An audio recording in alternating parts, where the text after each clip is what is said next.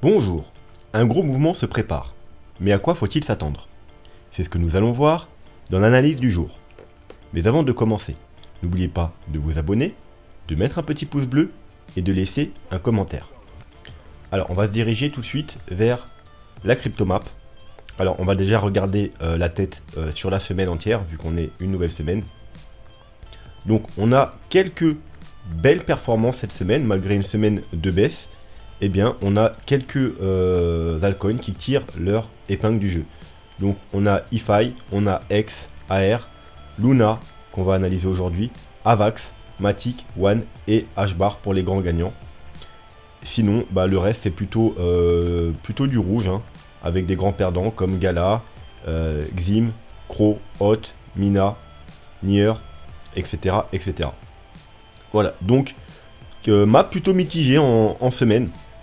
La plupart des altcoins suivent le Bitcoin, mais il y en a, ils profitent pour pump. Donc bien joué à ceux qui sont placés sur ces différents altcoins. Ensuite, pour la map du jour, malheureusement, à part X, EFI et Luna et XOTX, malheureusement, le Bitcoin rechute à nouveau. Et donc la plupart des altcoins, malheureusement, suivent le Bitcoin et on a des pertes de 2 à 10% globalement. Le CryptoFear, on va pas non plus s'attarder dessus. Toujours aux alentours dans la zone des 20 à 30, hein, donc là il est à 25. Donc on va passer rapidement et on fera une analyse globale sur le CryptoFear au cours de la semaine. Le Bitcoin, donc toujours en soutien sur la trendline baissière hein, qui a commencé au 14 avril. Donc en gros un pullback sur la trendline précédemment cassée à la hausse. Donc zone théorique d'achat. On est toujours, si on regarde en 4 heures, dans notre petit, appelez ça comme vous voulez, un biseau, une falling wedge, un canal, un flag, peu importe. On est toujours dans notre petite structure avec des hauts plus en plus bas et des bas plus en plus bas. Donc voilà, en attente d'une cassure haussière ou baissière. Bien entendu, si on casse le bas de la structure, on cassera également la trendline, donc ce sera plutôt mauvais si on la casse du moins en daily. Hein. Il peut y avoir des petites mèches, des petits fake out, mais il ne faudrait pas trop qu'on reste dessous. Sinon, eh bien, le futur mouvement sera peut-être baissier. Bien entendu, si on casse à la hausse, eh bien, ce sera plutôt bullish. Et dans un premier temps, on ira rejoindre eh bien, la plus grande trendline baissière qu'on a en rouge ici, donc aux alentours des 48 000 $. Ensuite, on a quoi? On a la grosse résistance horizontale ici. Vous voyez, support, résistance, support, support, support, résistance. Bref, le gros niveau à passer, les environ 52 500, 53 000 $. Et bien entendu, si on casse ce niveau, on ira rejoindre la zone clé, qui est la zone de rechargement de short de tout le mouvement baissier. C'est la zone à casser si on veut que le futur rebond potentiel ne soit pas juste un rebond, mais une reprise de la tendance haussière. Si on arrive à passer cette zone, eh bien, il y a de très fortes chances qu'on aille faire des nouveaux plus hauts. Ensuite, du coup, en daily, pour valider la cassure, dans un premier temps, de cette petite structure, il nous faudra également une validation du RSI, casser cette trendline baissière, hein, qui dure depuis le mois d'octobre. Donc vous voyez, en général, quand on casse les trendlines baissières comme ici, eh bien, il y a un joli mouvement haussier. On casse la trendline baissière, il y a un joli mouvement haussier. Donc, il faut s'attendre peut-être à ce que si on casse cette trendline baissière, on ait également un joli mouvement haussier. Donc, on casse ici avec confirmation du RSI. Ce sera un bon moment pour tenter des achats. Sinon, vous pouvez voir aussi que si on remonte très loin dans le passé, à chaque fois qu'on est sur la zone de survente ou même légèrement en dessous, eh bien, on est sur un bottom potentiel. Ici, regardez la grosse hausse. Ici, regardez une belle hausse. Ici, le bottom du bear market. Ici, on a quand même une jolie hausse. Ici également. Ici, on a vraiment passé en dessous avec le crash du Covid. Et ensuite, forte hausse. Dernièrement, au mois de juillet-août, ici, vous voyez, on était en dessous de la zone de survente. Et bien, encore une fois, peu de temps après, on a eu un gros rebond. Alors, ça ne veut pas dire qu'on ne peut pas descendre légèrement, vous voyez. Du coup, appliquer des divergences, parce que là, on a continué plus ou moins à descendre, mais le prix a marqué des divergences. Mais grosso modo, c'était un signal comme quoi on était proche d'un bottom. Donc là, encore une fois, on a été pile dessus. Donc si on devait redescendre et retaper ou même aller un peu en dessous, comme à chaque fois qu'on a des bottoms, eh bien ce sera sûrement un bon moment pour tenter des achats. Voilà, les plus prudents, bien entendu, vous attendez la confirmation, la cassure de la trendline. Ensuite, au niveau du MACD, lui, il nous a donné enfin sa confirmation. Hop, on va zoomer. Vous voyez qu'on a un petit croisement et des bougies vertes. Malheureusement, comme vous le savez, les indicateurs, ça confirme ce que fait le prix. Vous ne pouvez pas prendre des achats juste sur les indicateurs. C'est une confirmation. C'est-à-dire que si là, on aurait cassé cette structure à la hausse et on aurait eu la confirmation du MACD, là, c'est bon, ça confirme la cassure haussière. Là, sur le prix, ça nous donne aucune confirmation, vu qu'on n'a pas de cassure haussière, on est toujours dans cette structure. Donc ça nous sert malheureusement à rien. En plus, vous savez qu'en daily, il peut y avoir des faux signaux. Par exemple, ici, vous voyez, on a eu pareil, trois petites bougies vertes, mais on n'a eu aucune confirmation haussière sur le cours du prix. Donc ça confirmait à rien du tout au final. Donc voilà, toujours attendre déjà une confirmation sur le prix, et ensuite regarder les indicateurs si ça confirme. Donc en daily, ça fait des faux signaux. C'est pour ça que nous, en général, on préfère, surtout pour des mouvements plus long terme, regarder le 3 jours. En 3 jours, il y a beaucoup moins de faux signaux. Et vous voyez qu'en 3 jours, on est toujours clairement bearish. On a un ralentissement du stock RSI, mais vous savez que le stock RSI peut rester un certain moment en zone de survente avant de repartir à la hausse. Donc, ce qu'il nous faut, c'est déjà une validation du stock RSI, repasser maintenant au-dessus de la zone de survente.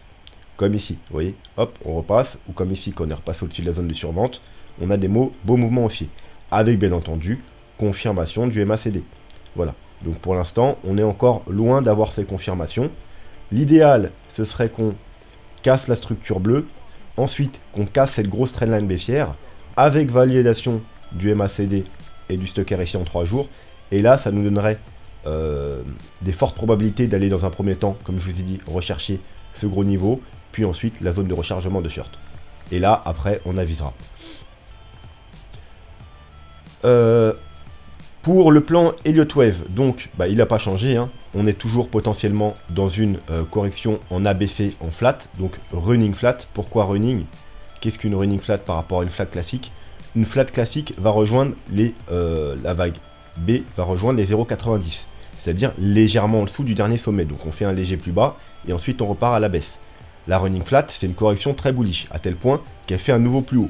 Et c'est une des corrections les plus piégeuses. Pourquoi? Parce que tout le monde s'enflamme, on fait un nouveau plus haut, donc les gens se disent c'est bon, on va aller to the moon. Et en fait non, c'est juste une running flat. Et ensuite on va chercher la vague C. Donc la vague C a 3 objectifs. Le premier objectif, qui est théoriquement l'objectif principal d'une running flat, puisque c'est une structure très bullish, en général on ne corrige pas énormément. Donc on va rejoindre les 0,68 de Fibo, donc dans cette zone. La zone, on y est dedans. Hein. Là on est pile au-dessus, la mèche était en plein dedans. Donc on est grosso modo proche, vous voyez ça va d'une zone de 46 000 à 41 000 $. Donc grosso modo, toute cette zone, c'est la première target de la running flat. Si on devait casser cette zone, les autres targets sont le double bottom, donc aux environs des 29-30 000 $. Et ensuite, on a les Fibo 1,13 et 1,23,6, les prolongations. Alors, c'est tout simplement ça, je vous montre. Hop, le plus bas. Non, excusez-moi, c'est pas le bon. C'est tout simplement le retracement. Hop, au plus haut. Et voilà. Alors, et vous voyez que c'est le niveau. Alors déjà, il doit être en log mon Fibo, c'est pour ça que ça marche pas. Voilà, hop. C'est donc le niveau 1,13 et 1,23,6. C'est les objectifs en général maximum pour une running flat. Voilà, donc premier niveau, deuxième niveau potentiel et dernier niveau potentiel. Donc le dernier niveau se situe entre les 23 000 grosso modo et les 19 700 $. Voilà, et ensuite, bien entendu, quand on aura trouvé le bottom dans une de ces 3 zones-là, eh bien, on aura potentiellement la dernière vague haussière pour aller rechercher les objectifs qui se situent, grosso modo, entre les 100 000 et les 190 000 $, voire un peu plus bullish, aux alentours de 250 300 000 $. Ensuite, on a vu plus long terme. Parce que ce qui nous intéresse, si vous êtes investisseur et non pas trader, vous, c'est les vues très long terme. Donc en vue très long terme, c'est plutôt le mensuel qu'il faut regarder. Donc qu'est-ce qu'on a? À partir d'ici, on a une structure en sorte de canal, un grand canal haussier sur le Bitcoin. Vous voyez là, résistance, une fois qu'on l'a pénétré, on est parti chercher ma médiane. La médiane, rejet, on revient chercher le bas du canal, on revient tester la médiane, on la casse, on va chercher le haut du canal, on revient sur la médiane, on la travaille, ça tient pas, on revient chercher le bas du canal, et on tient support pendant un certain nombre de temps, avant enfin décoller, d'aller rejoindre la médiane, de bloquer dessus pendant 1 ou 2 mois, et ensuite la traverser, d'aller rejoindre le haut du canal. Fin du bull run ensuite, on revient tester pendant plusieurs mois cette médiane. Une fois qu'on la casse, elle joue le rôle de résistance. Ça nous renvoie vers le bas du canal. Un gros pump en 2019 qui revient encore une fois tester la médiane. Rejet, on revient chercher le bas du canal au choc du Covid. Ensuite, on décolle, bull run, on vient une fois de plus rechercher la médiane. Un petit fake out par le haut et on retombe. Et là, dernièrement, qu'est-ce qu'on a été faire quand on a fait le dernier top? On a été rechercher tout simplement la médiane et on s'en est fait rejeter. Donc, tout ça pour vous dire que il y a 2 possibilités maintenant. Soit on va réussir à remonter et à recasser la médiane par le haut et pourquoi pas aller rechercher du coup une nouvelle fois le haut du canal qui se situe globalement, tout dépend de combien de mois on va mettre pour y arriver, mais grosso modo entre les 220 000 et 300 000 $, donc à peu près les mêmes objectifs que Fibo, 200-300 000 $. Et au contraire, si on continue d'être rejeté et qu'on du coup retourne chercher le bas du canal, donc déjà ce sera probablement un gros bottom, un bottom de bear market. Globalement ça nous dit que là on serait déjà en bear market, et du coup il faudrait regarder aux alentours des 19 000 à 27 000 $, grosso modo à peu près les mêmes objectifs d'ailleurs que notre running flat. Vous pouvez voir que ce scénario est appuyé également par les moyennes mobiles. Là, alors je vais vous effacer, hop, on est en mensuel, on a la moyenne mobile 50. Et vous voyez qu'en général, lors des 2 dernières bear market, on a trouvé le bottom sur cette moyenne mobile. Ici, ici, encore ici. Et vous pouvez voir que actuellement, ouais, elle a disparu parce qu'elle se cumule parfaitement justement à mon canal. Donc du coup, il y a de fortes chances que si on devait être en bear market, avoir une correction beaucoup plus forte, eh bien que le bottom se trouve dans cette zone, du coup, sur le canal, sur la moyenne mobile 50. Vous pouvez passer en weekly, ça nous dira exactement la même chose. En weekly, vous savez que les bottoms des bear market, c'est la moyenne mobile 200, donc c'est la moyenne mobile bleue que vous voyez ici. Hop, je vais vous zoomer un peu. Oui. Et on trouve les bottoms, pareil, sur cette moyenne mobile bleue, sur cette moyenne mobile bleue, sur cette moyenne mobile bleue. Et encore une fois, elle est où la moyenne mobile bleue? Elle a disparu parce que elle se joint parfaitement à mon canal. Donc, les objectifs, si on devait descendre, et notamment casser la moyenne mobile 50 weekly, parce que là, du coup, on est en weekly, et vous voyez qu'en général, quand on est au-dessus de la moyenne mobile 50 weekly, eh bien, c'est un bull run. Hop. En général, rebond, mais si on la casse, eh bien, bear market. Ça, je vous l'ai donné dans la vidéo l'autre jour. Une fois qu'on la recasse à la hausse, nouveau bull run, on vient la tâter, ça tient pas, elle joue le rôle de résistance, bear market, on la casse, bull run, on revient la tâter, ça tient pas, bear market, on la casse, support, bull run. Cet été, on est venu quoi? La tâter, une nouvelle fois, un rebond, on fait un nouveau plus haut, mais on est rejeté, et là, on revient une nouvelle fois la tester. Donc, malheureusement, si en weekly, on devait avoir des clôtures avec confirmation sous cette moyenne mobile 50, donc sous grosso modo les 45 000 $, eh bien, malheureusement, il y a de fortes chances que, comme à chaque fois, on ait une correction beaucoup plus grosse, beaucoup plus longue, donc probablement un bear market, et aller rejoindre la moyenne mobile 200, le canal, et la moyenne mobile 50 en mensuel. Bien entendu, il y aura une target intermédiaire qui se trouve être la moyenne mobile 100 weekly. Donc je vais vous l'afficher. On va enlever celle-là qui ne nous sert à rien.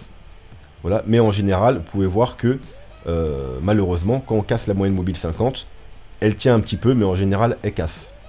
Elle tient vite fait et elle casse. Elle tient plus ou moins, mais elle casse.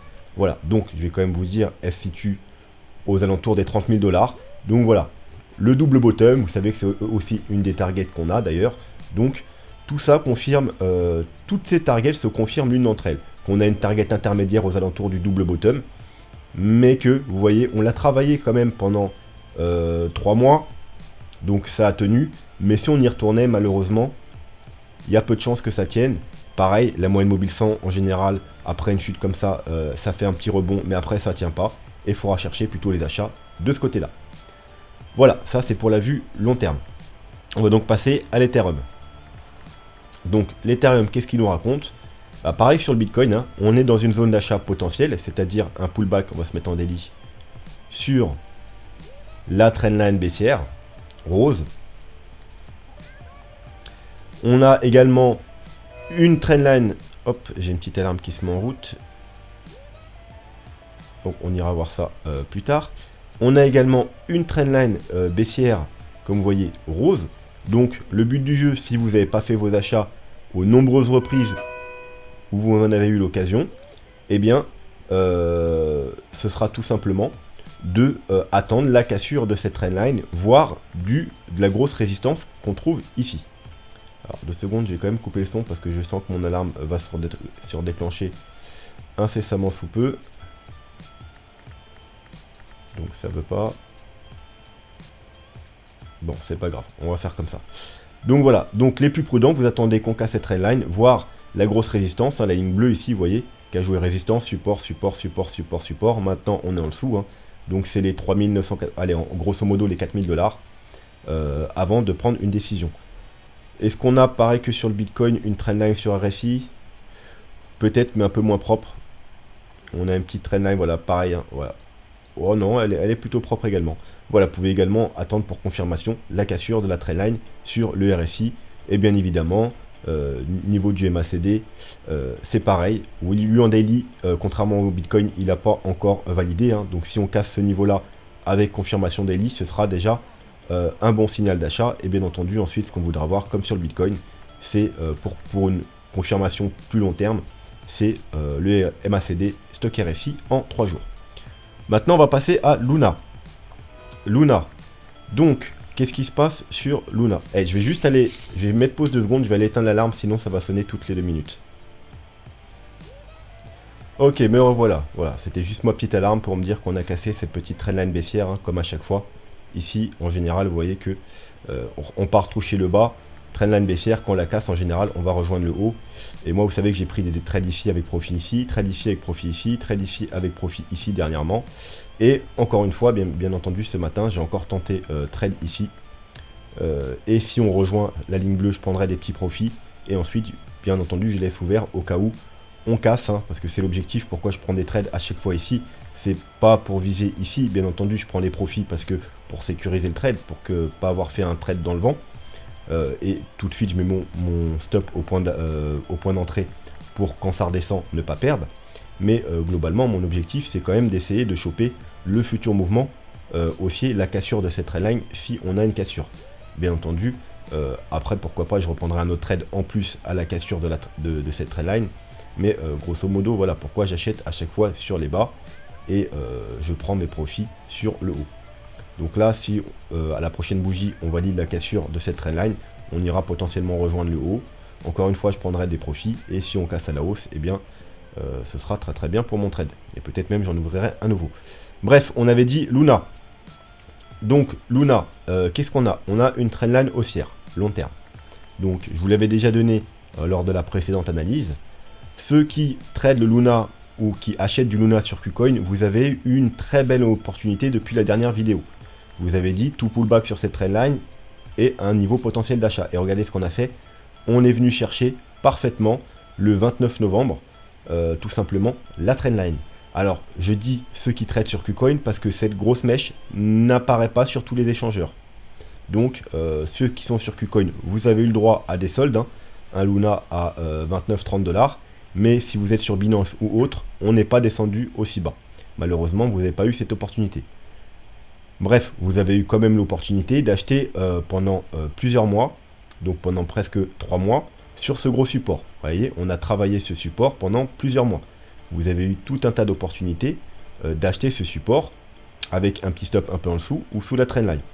Maintenant, si vous vous intéressez à Luna maintenant parce qu'il a repump, eh bien, désolé de vous dire ça, c'est pas le bon moment d'acheter. C'était ici qu'il fallait acheter quand on consolidait, pas une fois qu'on a pump. Maintenant, il est un peu trop tard parce que même si ça paraît pas énorme, vous avez quand même un pump de 150%. Donc, on n'achète pas un altcoin quand il a pris 150%. Voilà. Au contraire, c'est le moment de prendre des profits. Pourquoi? Parce qu'on atteint les targets maximum par rapport aux vagues. Vous voyez, cette vague-là, la projection, eh bien, les premières targets d'achat, d'ailleurs, c'était dans cette zone. C'est pour ça qu'on a galéré à passer cette zone. C'était les premières targets de vente. Donc, les premières prises de profit pour ceux qui ont acheté ici, ici ou ici. Normalement, vous avez déjà dû prendre un peu de profit ici. Et là, on arrive sur la target, hein, donc qui est aux alentours de 90. On va descendre en daily pour que ce soit plus précis. Voilà, la target qui est aux alentours même de 89. Voilà, donc ne pas attendre 90 hein, pour prendre des profits. Bien entendu, les chiffres ronds, en général, il faut prendre les profits un peu avant. Donc 98, 97, 99, peu importe, mais pas attendre les chiffres ronds. C'est le moment de prendre des profits. Voilà, et surtout pas un moment d'acheter. Pour faire des achats, maintenant, il faut quoi? Il faudrait attendre un retour à minima sur la trendline, bien entendu. Si on revient, que ce soit dans les jours ou semaines qui viennent, si on a une correction, on revient chercher la trendline, là, vous pourrez tenter des achats avec un petit stop un peu en dessous. Alors, bien entendu, il y a aussi le gros support, du coup, maintenant ici. Mais techniquement, un support, vous voyez qu'on a travaillé pendant tant de temps, on n'est pas censé y retourner. On n'est pas censé y retourner parce qu'il y a peu de chances qu'ils tiennent. Voilà. Donc, bien entendu, vous pourrez tenter vos achats avec un petit stop un peu en dessous. Mais voilà, on n'est pas censé casser cette trendline qui dure depuis 2020, octobre 2020.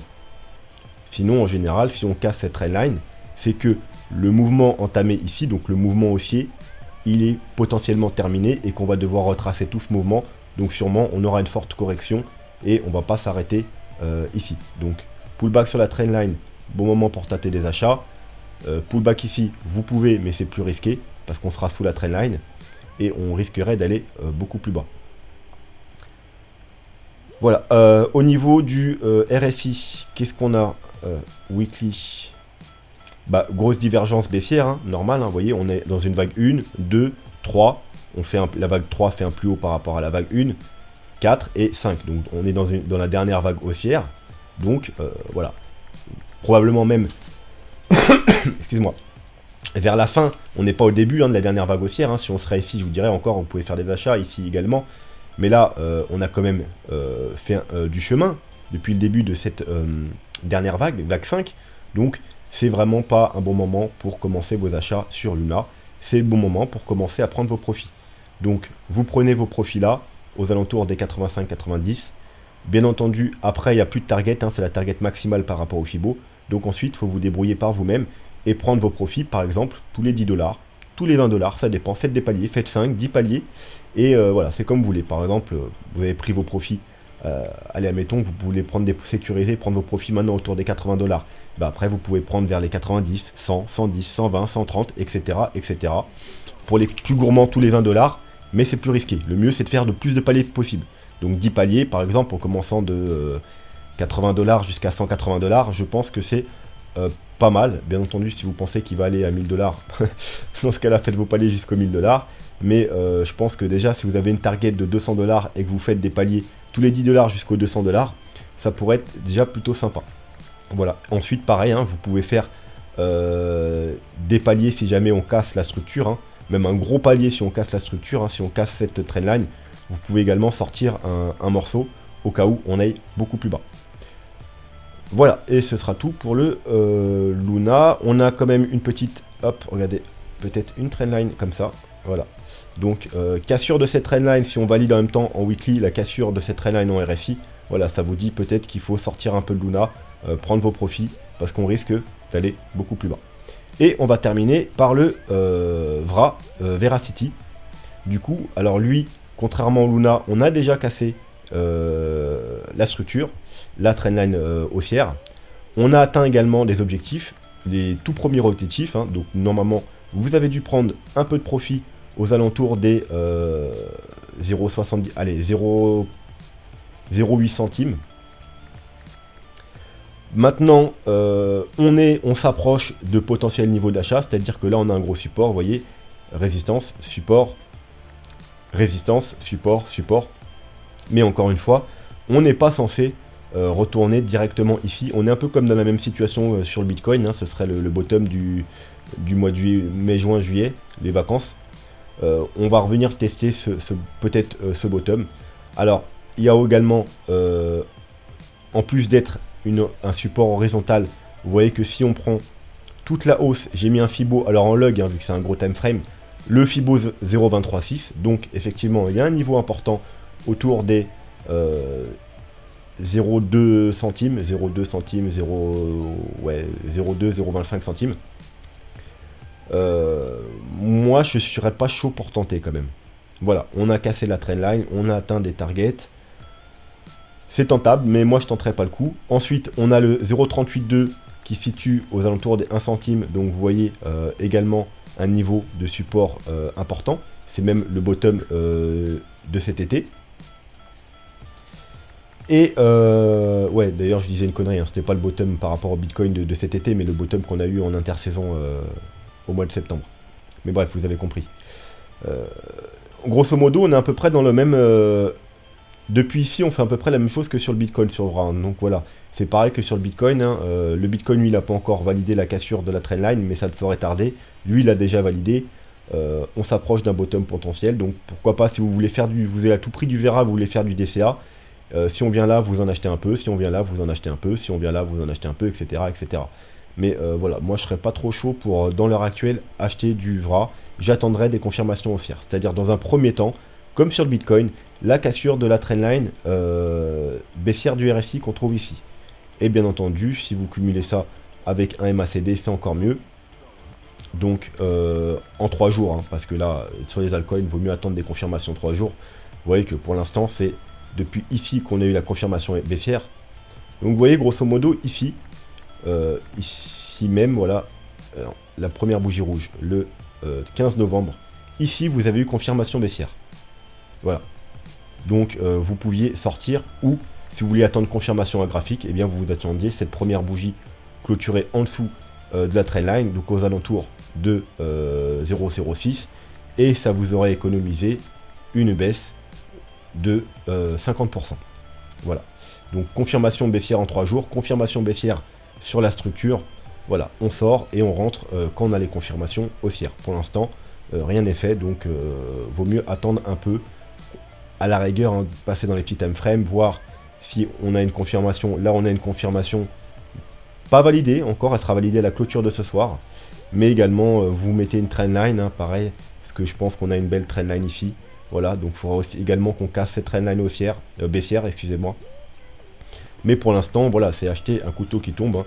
Il y a des chances qu'on aille rejoindre ce support. Ça nous donnerait encore une baisse de 25%, donc vaut mieux éviter de rentrer pour rien. Après, encore plus court terme, on a encore une petite trendline. Hop, comme celle-ci. Voilà, peut-être même la placer comme ceci. Voilà. Mais voilà, c'est une trendline plutôt 4 heures. Donc ça va pas vous donner un up fou, mais ça peut également vous donner un petit up. Mais tant qu'on n'a pas de cassure de trendline, on est toujours dans des mouvements baissiers, eh bien, vaut mieux ne rien faire. Voilà. Comme je vous disais, hein, vous voyez, c'est à peu près la même structure que sur le Bitcoin. Hein, donc il suit un peu le Bitcoin depuis quelques temps. Pareil, on a une sorte de biseau ascendant, descendant, un canal baissier, appelez ça comme vous voulez. Bref, voilà. Attendez, comme sur le Bitcoin, si vous voulez du VRA, des confirmations haussières.